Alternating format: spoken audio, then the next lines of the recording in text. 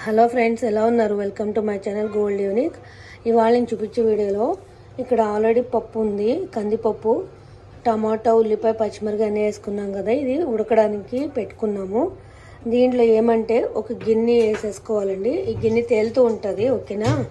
గిన్నె తేలుతున్నప్పుడు విజిల్స్ వచ్చినప్పుడు మనం మూత పెట్టాక విజిల్స్ వస్తాయి కదా, ఆ వాటర్ అంతా పప్పుది మెయిన్ వాటర్ అంతా బయటకు పోతుంది. ఆ వాటర్ బయటకు పోకుండా మళ్ళీ తిరిగి ఇదే గిన్నెలో పడుతుంది. ఆ వాటర్ మళ్ళీ మనం అదే పప్పులో వేసేసుకోవచ్చు. మంచి హెల్దీ వాటర్ అంతా బయటకు వెళ్ళిపోద్ది. పప్పులోది, టమాటా, ఉల్లిపాయలదంతా అది వేస్ట్ అవ్వకుండా మళ్ళీ ఆ గిన్నెలో పడుతుంది కదా.